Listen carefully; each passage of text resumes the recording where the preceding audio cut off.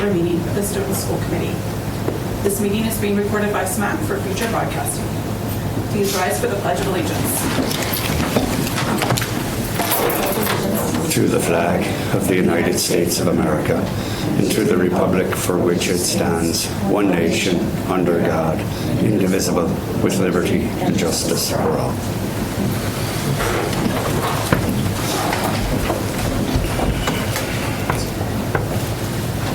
The first item on our agenda tonight is public comment. The public comment portion of the meeting shall not exceed 15 minutes. Citizens of the district will be allowed up to 3 minutes to make their statement. The number of people wishing to speak exceeds 5. The chair will limit the number of speakers. Public comment is not a discussion, debate, or dialogue between individuals and the school committee. It is an opportunity for a citizen to express an opinion on a topic within the school committee's authority. The authority of the school committee primarily concerns the Stoughton Public School budget, performance of the superintendent, and the educational goals and policies of the district's public schools. And I have the public comment sign-up sheet here. The first on the list is Mark Zamanian. Please introduce yourself and your address, and then you'll have 3 minutes. Thank you, Madam Chair. For the record, Mark Zamanian. I live at 5 Low Avenue. I'm an elected official here in town at the Redevelopment Authority and the Community Preservation Committee, and I'm also a town meeting representative. I am here tonight to ask for your assistance. Just to give you a brief background, I live at the corner of Low Avenue, which is the entrance to the Daw School, and Pleasant Street.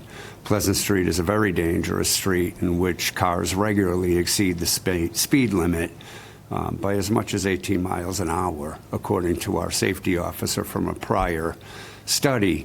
I'm here tonight because there's no crossing guard at that location. To give you some history, I reached out to Principal Cancelleri, who was very good, went through the process, contacted Mrs. Joyce Husseini, who contacted the town and the police department to see about a crossing guard.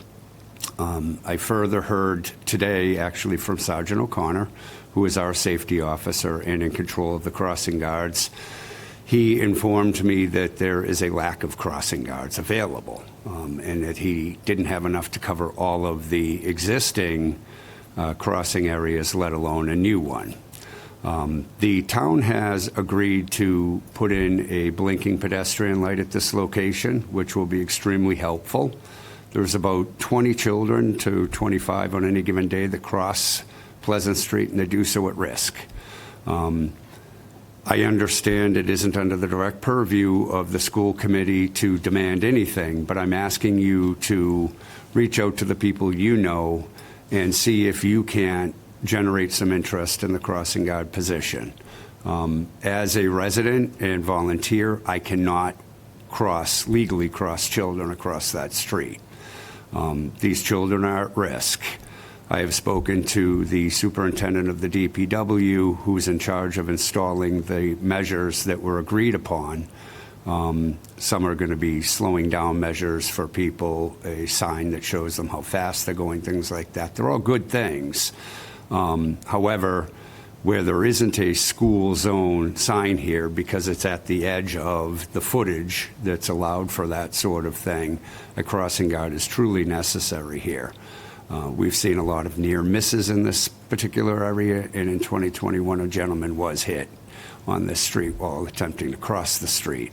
So I'm asking for your help to reach out to the general public and ask them to please take an interest in this, perhaps apply for the job. I can't do it on my own, or I would. And I'm at the point where I may yet. But I'll be breaking the law if I do that, and I'm aware of that.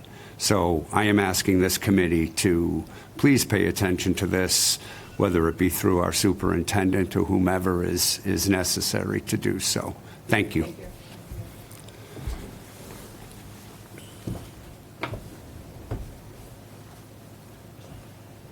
Our next speaker is Josimar Bailey. You come forward, introduce yourself and your address, and then you have 3 minutes.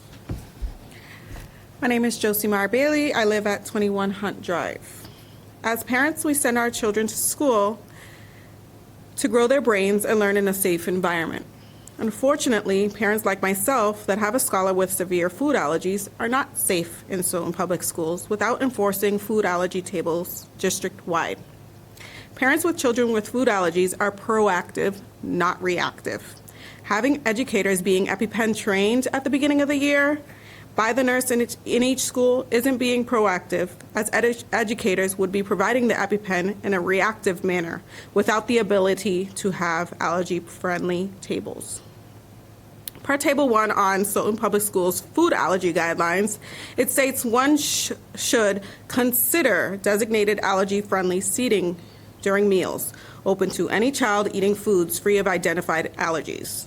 To anyone else, this would mean an allergy table would be provided at all Stoughton Public Schools. To Danielle Galan, SPS Supervisor of Health Services, this means that child A that has a severe food allergy could be sitting just one person away where child B is eating a food item that child A is deathly allergic to. In a situation like I stated previously, if that happened to my specific child, I would be in the emergency room daily. By the time the staff figured out that my child was having an allergic reaction, ran to find the nurse, and then figure out where the EpiPens are in a locked box, and attempted to administer the EpiPen, my child would be dead. For the safety of all SPS scholars with food allergies, I'm pleading that you address this issue and make some positive change for all. Please ask yourself, how are children with food allergies safe within the district if food allergy tables are not established district-wide? Thank you.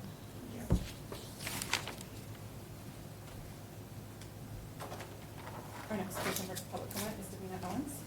Come forward. Identify yourself. Hello, Davina Owens. My address is 374 Morton Street. I'm here again regarding the homeschool policy. And just as an update, I did receive my homeschool approval today, so I want to thank the committee for that. The OML violation, which I had filed previously, has been addressed, and I appreciate that. I did want to just state for the record the action that I asked the body to take in response to my complaint. The policy be removed, which was something that happened at the last meeting, and the previous policy put back into place. I don't believe it's on the website as of yet. It wasn't the last time I checked. I also asked for a working group including homeschool families and the school committee members, but without administration present. And I asked that that working group be created so that we can openly talk about our experiences and collaborate on changes to the school committee's homeschool policies. So I just hope that that is something that we can do going forward and continue the open communication that we've had regarding this matter, and hope it doesn't fall by the wayside. I know that the school year has started and things are really, really busy. So I would appreciate that. That's all. Thank you.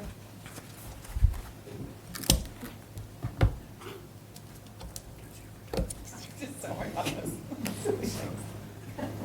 That concludes the public comment portion of the meeting. Next item on the agenda is the superintendent update. Dr. Baeta. Thank you, members of the committee, Madam Chair, and the audience. First of all, the 23-24 school year has started. We were able to have our convocation on the Tuesday upon our return with our staff, and it went pretty well. I have visited every school in the district on the start of school on Wednesday, and then again on Thursday and Friday. We are currently at about 3,700 students and counting. You'll get an exact number, as you know, by the October 1 number, because that's the state requirement to file. We've had some transportation hiccups, most of them, to be quite honest, due to traffic. As you know, traffic is a concern throughout the entire town, and that's been one of the reasons why buses are either early on certain days, i.e. today, late, i.e. yesterday, weather, so on and so forth. So we're trying to work on that. We're tracking transportation via GPS and all of that to see if we can close the gaps in some of those areas where we are late with pickups. And the buses are jam-packed in terms of students. The other part that I think is important for the committee and the public to have is we have 14 migrant students coming to Stoughton. This local hotel, currently one, there will be a second and potentially a third in town, are being noted by the governor and the Department of Public Health as locations. This is not only Stoughton, for the record. I spoke to a number of colleagues this afternoon. This is hitting everyone in the region, and we expect more. We are currently at 50 plus families that can be moved into these facilities. We have 14 students and counting. We sent our team to the hotel. They included our Director of Health Services, our Registrar, our Director of English Language Learners, our Special Education Department, and of course our HR. There we went through screening and the process of beginning to register these students, and we are now working with the Department of Public Health on screening for health in terms of vaccinations, requirements, and so on. Those will be done this Thursday. From there, it moves into students coming to school as soon as the 18th and 19th of next week. This will be something I'll update the committee on a regular basis because it's going to be a constant change of numbers and so on and so forth. So that's an update with the general student population. We've also received a federal grant and DESE Fund Code 0209 on ventilation and indoor quality for $496,397. This is more than likely going to be targeting the Gibbons, as you know, which is part of that whole HVAC redo. The application for that is due the 24th of January of 2024. I'll be putting out coffee hours for in-person and virtual meetings for all families, including our homeschool families, including taxpayers, community members. I'm going to bombard as much public relations as I can to listen from different folks. Probably a good thing you want to know, as of today, there are 376 students participating at Stoughton High School athletic program. That's up 100 from last year. And we have 82 students in OMS participating in soccer and track, a brand new program for us, so those numbers are growing. Unfortunately, the only negative news I really have, or fortunately, is the Jones School boiler number 2 is not repairable. It did not pass inspection. So this building is down to one boiler. I'll keep you up to date on the next steps, but it's a pricey step and something we have to take a look at. What is the best way to resolve it, considering the potential plans of the future of the Jones? So I'll come back to you with that as soon as we have some more details. That's all I have for updates, Madam Chair. Comments for these The only question I have is you mentioned about the transportation, traffic and stuff. How are you guys handling attendance as a result of that? So the number one thing is we've been really taking a look at the bus transportation, making sure that our principals recognize that it's a bus issue, it's not a student issue in terms of being dropped off. So we have communication going out to the principals about that. Most of our elementary have been okay. Our biggest issue is when we have to cross certain parts of town. I can tell you, for example, the light here at the library is causing the backup all the way back. So anything going on Park Street is a little bit concerning, especially if it's coming down this way, crossing town in any way, shape, or form on the Gibbons side. A lot more traffic as people are trying to go around the center. So you're seeing more of that. The Daw School, which has got a small parking lot area, if you will. Mr. C does a great job of controlling the traffic. And then lastly, the high school, just because you're coming out of so many different directions and going off to West Street, going off to Central Street, and so on. So our job is to take a look at our statistics, if you will, our data, to see how early we are, how late we are. That is always going to be a concern, especially as we get into the winter season and the snow season. And then the real discussion we'll have to have in our FY25 budget will be, do we need additional busing? Say on the lighting issue, those lighting are programmable, and I think the town engineer can adjust the timing of those hours. Yes, so it's on my docket of things to suggest. Like I'm gonna guess, my prior history has been that the community, the town will say we need to look at it. In other words, study it for days on end, pick days, and so on and so forth. But that's my hope, is that we can adjust some of our lightings because of the backup. That's my hope. But it's on my things to-do list. I will get a response for you. Yeah, I just want to acknowledge, I appreciate hearing all of the supports that are in place and sort of the welcoming committee for these new students we have coming in. I think it's really, knowing that these students are coming in with potentially some needs, it's really good to hear that like the whole team really turned out in a way that's supportive of them. So just thank you for that. Thank you. And just to let you know, we'll be reaching out to the community as well these are families who are not prepared for winter at all, so we're going to be doing some community efforts along with the town side to take a look at supporting, having some donations done and so on and so forth to see if we can get some clothing drives and all of that. So you'll be hearing from us, hopefully in conjunction with a lot of other third parties that are willing to help. The Gibbons School does an annual. Yes, yep. We are definitely going to expand that based upon the numbers that are coming in and the potential. Remember, we're at 50 rooms that are being renovated, potentially up to 100. We have a motel in town that is going to a third party, and we have another hotel that I found out today is a potential for also a number of floors becoming available. Any timeframe? So right now, these students are slated to be with us through December, more than likely well into next year, if not into the fall of next year. The Healy administration, as of the last 48 hours, is getting a lot of pressure on finding ways for taking a look at not only short-term supports, but long-term supports in terms of what is happening with these families, where's the final destination, if you will, in terms of not only schooling, but work, the legal process that they have to go through in terms of seeing immigration and judges and all of that. Right now, it's out of my experience, but it's concerning in terms of how long this is going to happen. The Commonwealth is providing money to local school systems via a grant application. I think there's 2 grant applications. We of course will apply for both. One of them is a per daily rate for each student. So for every day that they're here, you get X number of dollars. I believe it's 104.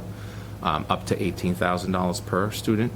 There's a transportation one as well that's available. There's a competitive grant that's available.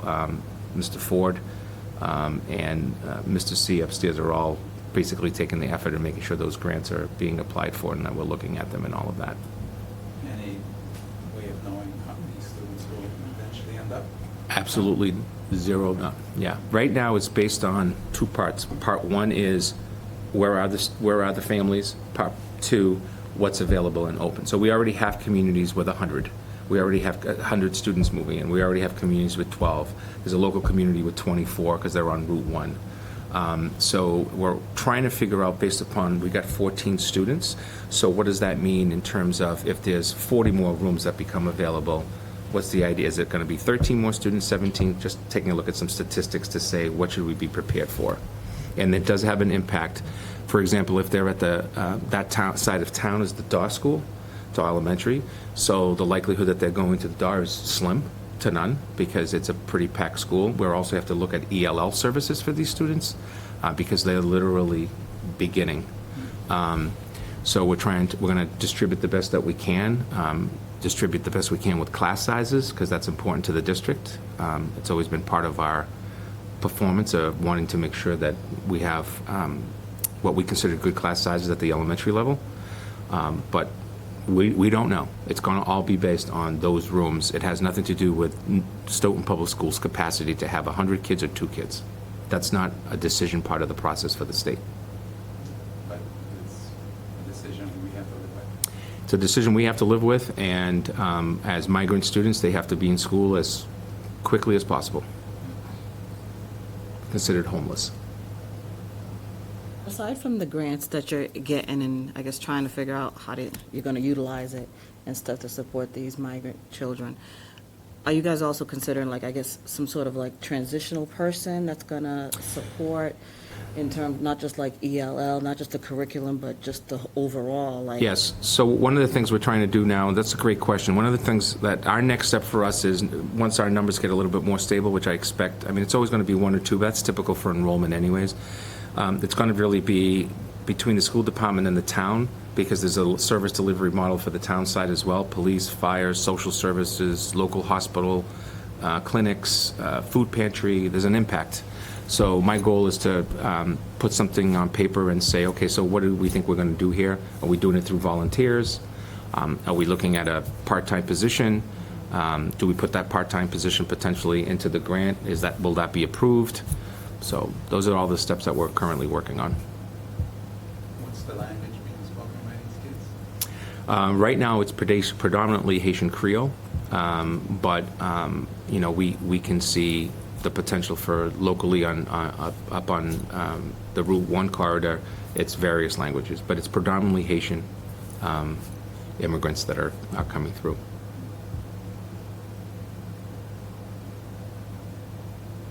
I actually want to highlight go back in a different note and highlight the participation in the athletics and just how thrilled we are to see that, because that is something that previous school committees have fought hard for, and I want to recognize their work for advocating for waiving the student activity fee and having that built into the budget, and it's really exciting to see the participation, the families taking us up on that.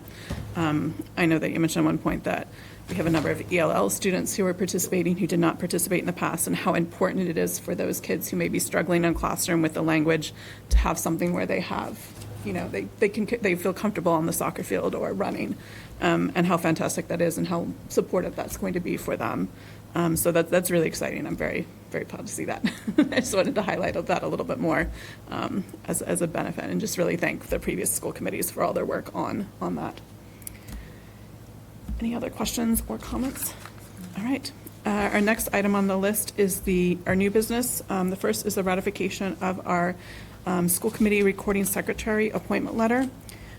We are reappointing Nicole Douglas to her position as school committee recording secretary effective today.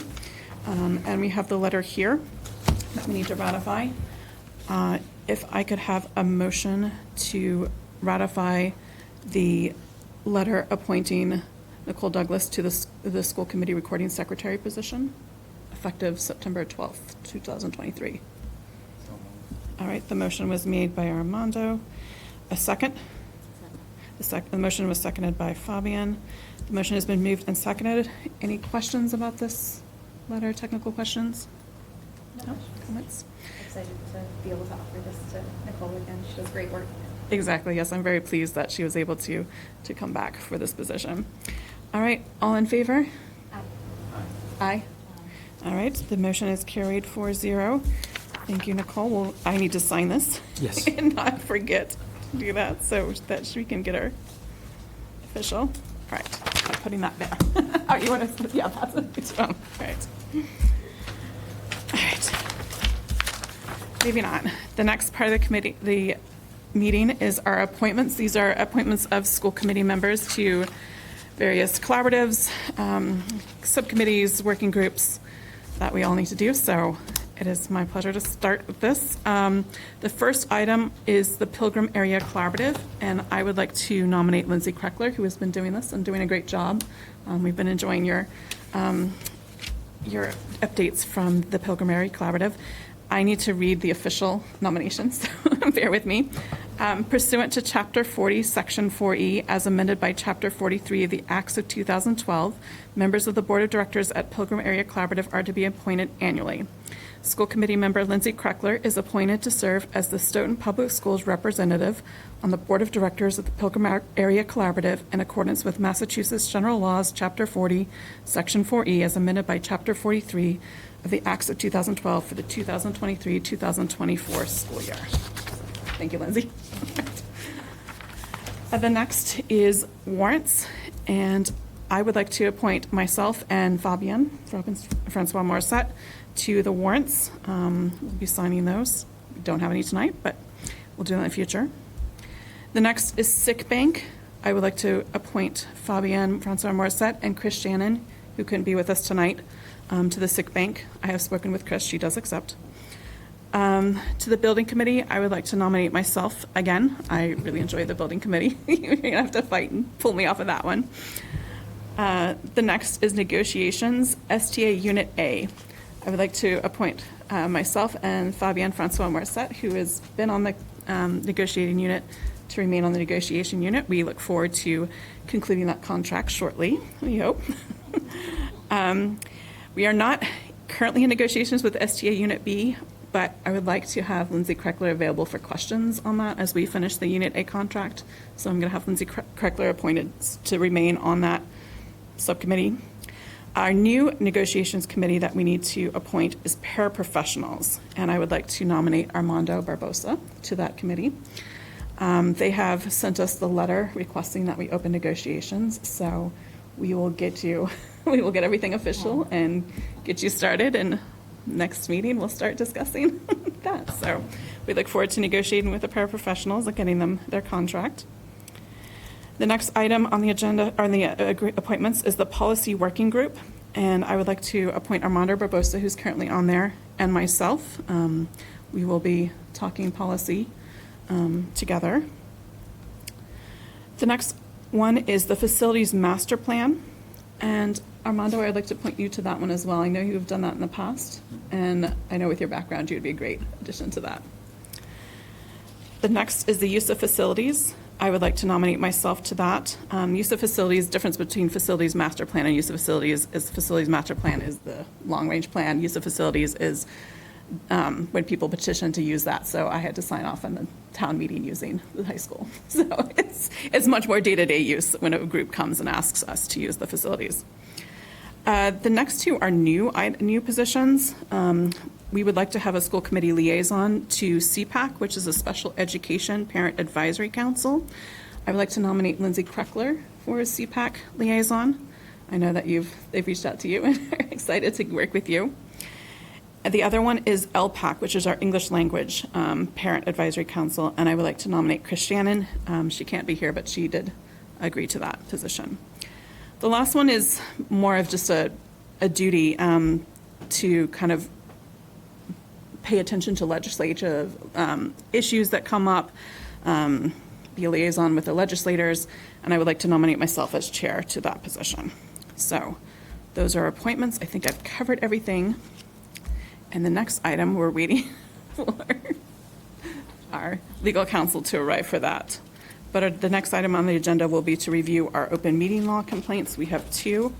As soon as Joe gets here, we'll start. Yes. Was that? I don't know. I've never seen that to go out of order. I mean,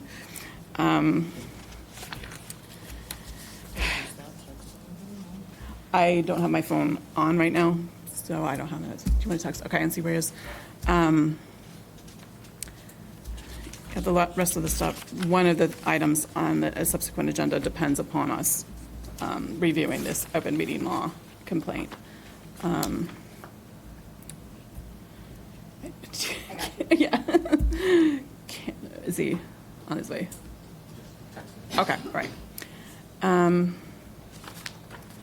mean, we can take things out of order, but I don't know how to do that, and I don't want to commit an open meeting law violation by doing something. So, do we want to take a quick recess while we wait for Joe? How do I vote for? Just arrived. Oh, just arrived. Okay, perfect. We will wait. We'll stall. So, if everybody would take a minute to review the open meeting law complaint items.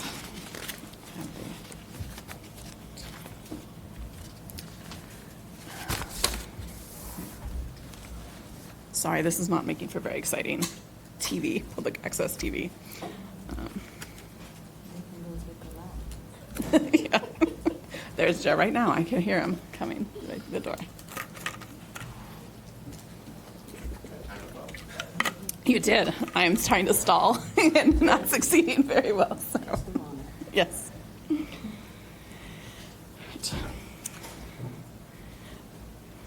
I'll let him get organized while I review.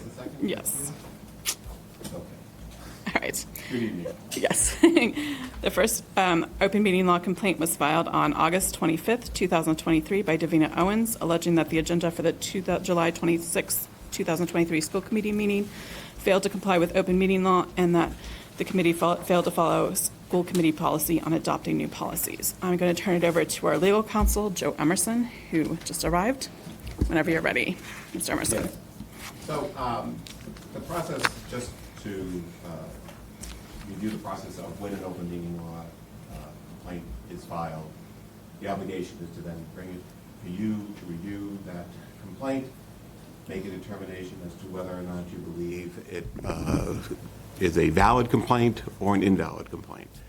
Following that is that you then notify both the individual who filed the complaint and the Attorney General's office, which is the office that oversees the open meeting law, with whatever your decision is as a result of that. So what would purpose for tonight is to review the actual complaint and determine whether or not there was or was not a violation as it was alleged in each of these particular ones. And so we're starting with the one that was filed on, the date it was filed was August 25th. The date of the alleged violation was July 26th. And as the chair has already pointed out, that it covers a couple different points here, couple of which are not actually, in my opinion, violations of the open meeting law because they deal with following your own policy. That's a different issue. That's not something that the Attorney General's office oversees or that the open meeting law addresses in any way, shape, or form. They look at strictly as to have you complied with the requirements of Chapter 30A, which is the sections 18 through 22, I think it is, to see if you complied with those provisions. The piece that is at issue here is the posting for the July 26th meeting, because the posting requirements are covered by the open meeting law. And the postings are to be sufficient enough for a reasonable person to understand what is going to be discussed at that meeting on that evening. That's the standard that they look for under the open meeting law for complying with the posting requirements. Here, it appears that that was not met because there was a reference, the conversation that took place and the discussion that occurred was regarding the policies, and there was nothing placed on that. And in fact, this particular complainant actually points out one of the reasons, which is what the key piece purposes for putting those details into the posting, is the opportunity to be able to attend the meeting when that goes on. So that's why you want to have that specificity, and she states very specifically that the committee agenda did not list policies IHBG or IHBR-R-1, so I did not attend this meeting. That's where that goes. So when there is the rest that goes on as far as what she mentions as other parts as to what occurred during the meeting, again, is, in my opinion, not part of the open meeting law complaint. It's part of the story of what happened, but it's not what would be reviewable for the purposes of an open meeting law complaint. When you have a violation such as this, the recommendation that comes from the Attorney General's office is to acknowledge it, state what your remedy is going to be to either fix the violation, and that can be going forward as far as making sure you post appropriately, meet those requirements that are set forth for the posting aspects of it, and also that if there is a corrective action to be taken on the matter, that it should have been posted properly and redo that. My understanding, again, from talking to the chair, is that that's the corrective action as far as posting it properly and taking the action again, if you will, reviewing that action again, did occur. I had it down for the August 29th meeting, am I correct? Yes. And the reason why I say that is that I want to include that in the letter Okay. Yes. to the Attorney General's office. So with, I don't know if anybody has any questions. I know I've just sort of thrown a lot at you and sort of still revved up from my ride up. So.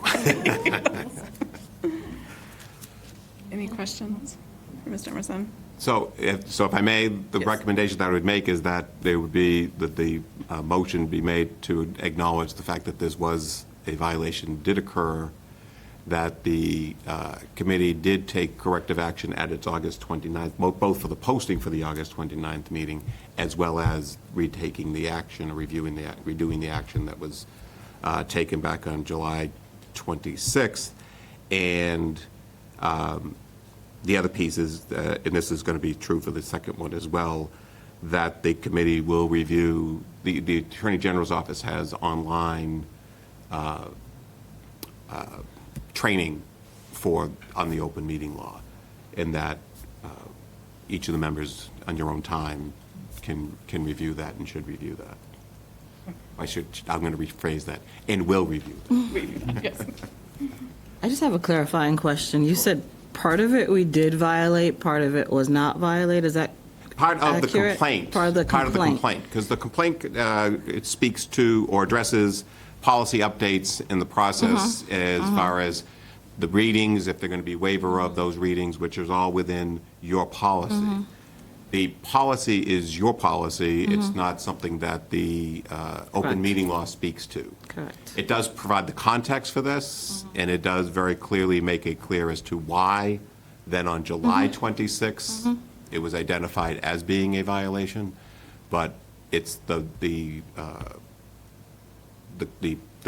part of this complaint that speaks to the policy and violating your own policy is not something that I'm here to address as part of the open meeting law complaint. So the motion is, in essence, to accept the recommendation or what the expectation is in response to the complaint. Just the complaint Just the regarding complaint. the posting and then training that goes forward with, Okay. on those. The piece that, had you not already acted on August 29th, I would also be adding, as part of the remedy of that, the corrective action on that, would be that you repost and redo that. But you did that on August 29th. I have copies of the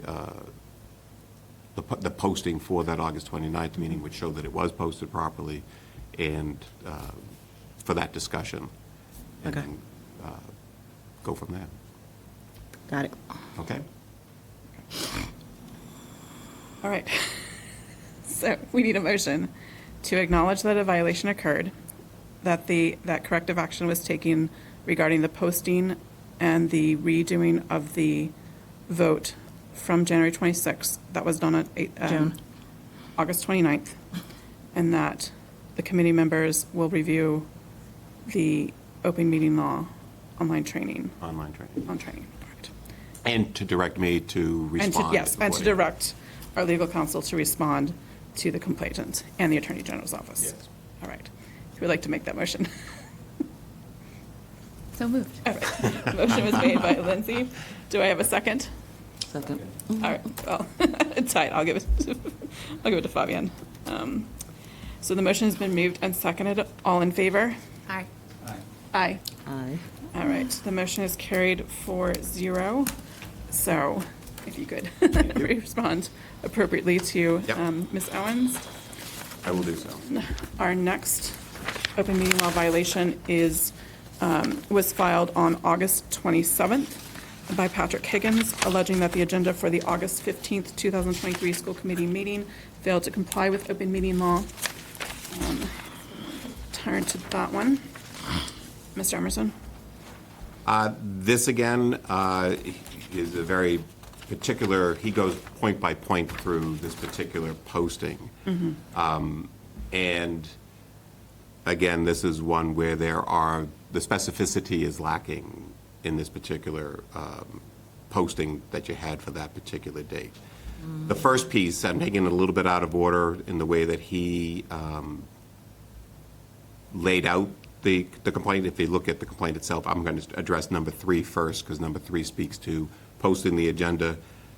The posted agenda doesn't indicate the public body opened the meeting in open session prior to entering executive session as required by the open meeting law.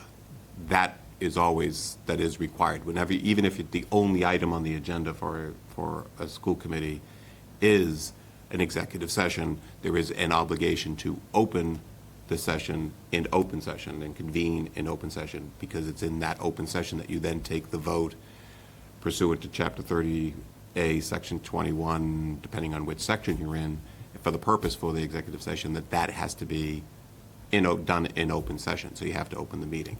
The posting failed to include that piece. That, again, has been remedied, because, again, the chair and I have spoken since this complaint came in, and I know that since that August 29th meeting and tonight's, that there is that, always the opening prior to, that's always placed now on these, on the agendas. The other, then go through the other points, number one was that it wasn't specific as to which negotiations, contract negotiations for which union or non-union personnel. It wasn't specified as to who was going to be the topic of those discussions. That, again, is also a failure to comply with the open meeting law, because you have to specify. So, for example, if you're going to have a conversation regarding negotiations with the paraprofessionals, you have to state specifically it's strategy session regarding negotiations with the paraprofessionals. So you have to identify which bargaining unit it is. If it's an individual, non-union personnel, you have to identify who that is as well. Again, the purpose of the whole open meeting law is there is that transparency and that openness as to what, even though you're allowed to have the actual conversation in executive session, the point is to make it clear as to who you're talking about and what the context of what it is you're discussing in that executive session without violating the purpose for the executive session. The next piece, and that ties in actually with number two, is basically the same issue because it doesn't post the names of the bargaining committees being discussed. So if they had non-union personnel as well as unions that you were discussing, that's 1 and 2 tied together that way. 3 I've already addressed. And 4, again, gets to an appointment of the school nurse, one of the few positions that the school committee still appoints. However, again, the specificity of the name, because again, it's for people to know who's being considered for the position and the opportunity to attend for that meeting. So I don't want to sound like I'm just a negative person, because I don't think I am by nature. However, there was another violation through this. Again, the remedy that's being sought is to do it correctly. Again, for the August 29th, the meeting subsequent to this complaint coming in, I think we did a corrective agenda for that one to make sure that we did, because it was so close to the date that we received this. And subsequent to that, and again, he specifically requests that you do that training. So it's the same response on that point. And again, as far as any corrective action that was done, again, I believe the name of the nurse was included and that vote was retaken. So there was a corrective action on the specific point on that, if I understand correctly. The vote is, we're going to retake the vote in a few agenda items. Okay, so that'll be it done. is on the agenda for tonight. Oh, no, with her name. that's an important meet, so I'd Yes. take off the 29th and put down September 12th. Yes, so we are going to retake that in just a moment, but. That's fine. Madam Chair? Yes. For clarification, I'm having a hard time with the issue of non-union personnel. Under ed reform, the school committee deals with the superintendent's is a non-union personnel. Correct. The school physician, they can negotiate that contract. Mm-hmm. The recording secretary, which we actually just did. Mm-hmm. But beyond that, the purview of non-union personnel belongs to the superintendent of schools according to ed reform. So how do we post that information? So I would normally, as an example, I would normally go to the school committee and say, what's the window of salary adjustments, COLAs for non-union personnel? And then I decide where that goes. Correct. Right? So you're talking about a strategy session Right. for the purposes of that. I am going to make one correction, Sure. Doctor, is that you had left out school nurse, because yes. for some reason, The appointment that of. slipped, the but- appointment. Right, but not the negotiation No, of the because contract. then They belong to unionized and the, they belong to right, But so. the appointment for some reason is still a school committee. So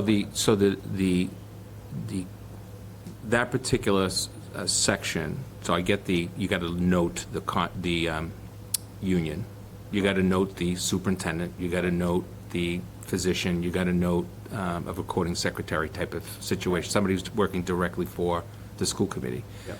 So for non-union personnel, is it fair to say that it would say strategy for the purposes of non-union personnel?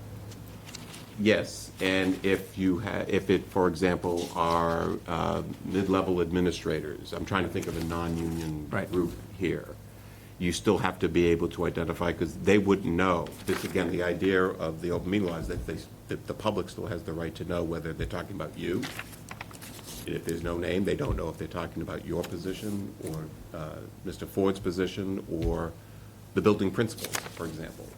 So the example that you used is very common to have a strategy session to say, we're going to be, I have a number of principal contracts open this year, so I need the parameters for you to then negotiate. As you said, you negotiate with them by the parameters set by the school committee, which can be done in executive session. So you would identify building principals. But I don't have to list the names? Not if that's identifiable by that The title. position, by Okay. the title. Thank you for that, appreciate it.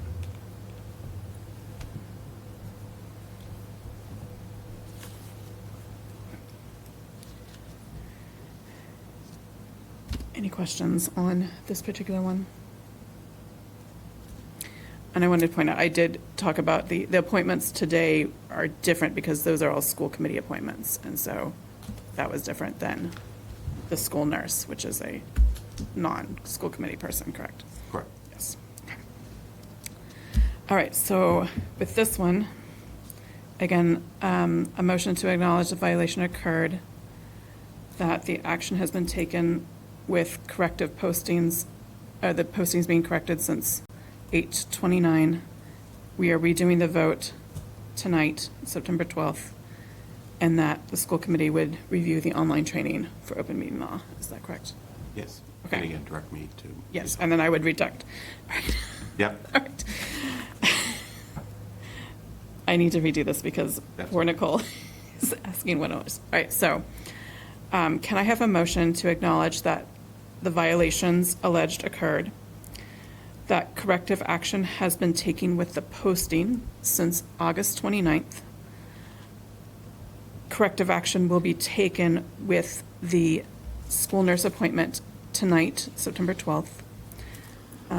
As part of the corrective action, the school committee will also review the online training for the open meeting law, and we direct Mr. Emerson to respond to Mr. Higgins and to the Attorney General regarding this. Everyone got that? Yes. All right. Who would like to make the motion? So moved. All right. The motion was made by Fabian. A second? Second by Armando.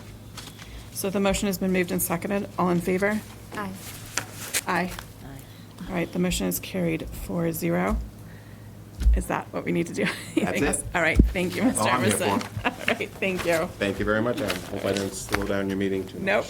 Nope, this is one of the main chunks of it. All right. Thank you. Yes, thank you. Thank you. Thank you. The next item on the agenda is acceptance of warrants, but we have none.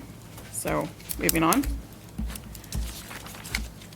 The next item is the acceptance of minutes from August 29th, 2023. At this point, I would like to ask for any amendments or corrections for the minutes from August 29th. No. None?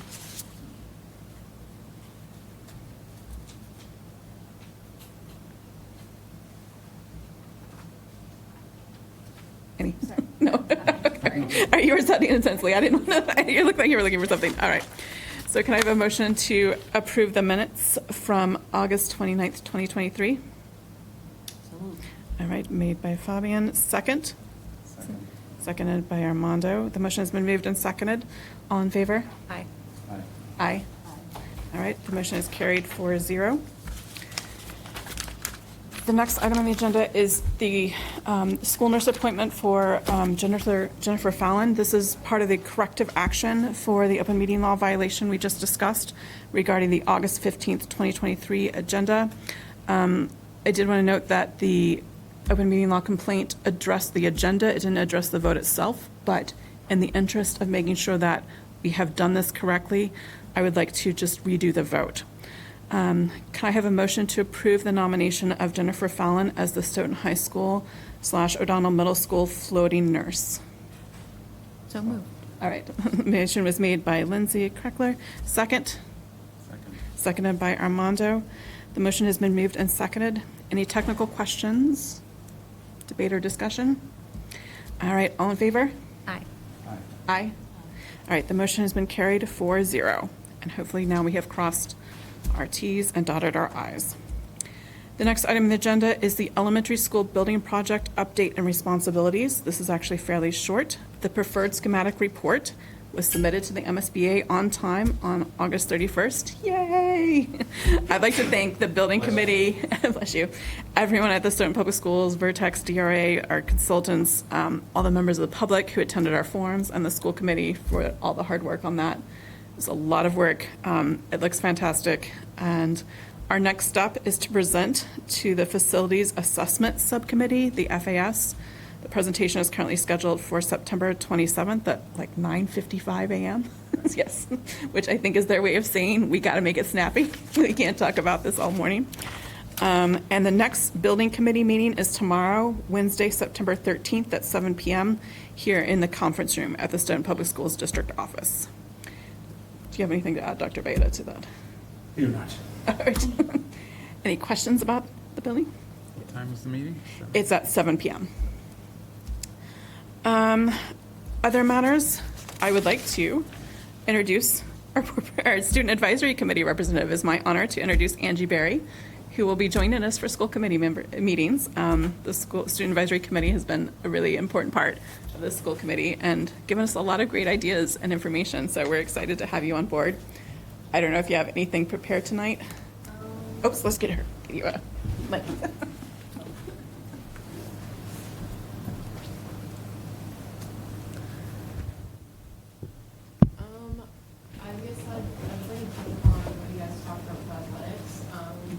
I think that's definitely growing at Stoughton, and I definitely agree that it's a major part and it's very important.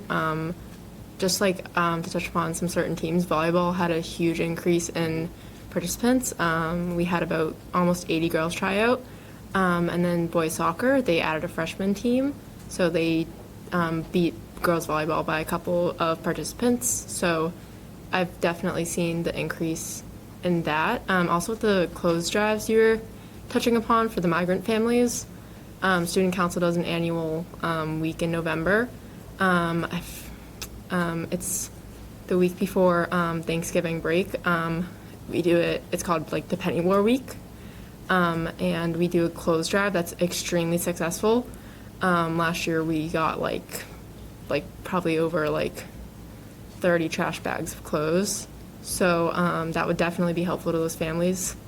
And you can reach out to the Student Council if you need any aid in any of that. Perfect, thank you. All right. We will have you as an official agenda item next time, so you'll have your own platform.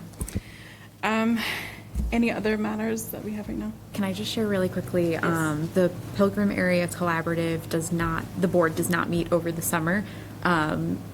Usually I have to give a quarterly update, so there is no quarterly update just because there have been no meetings, but the first meeting of the new school year will be the first Thursday of October. So just wanted to acknowledge that there hasn't been an update, and that is why. Okay, thank you.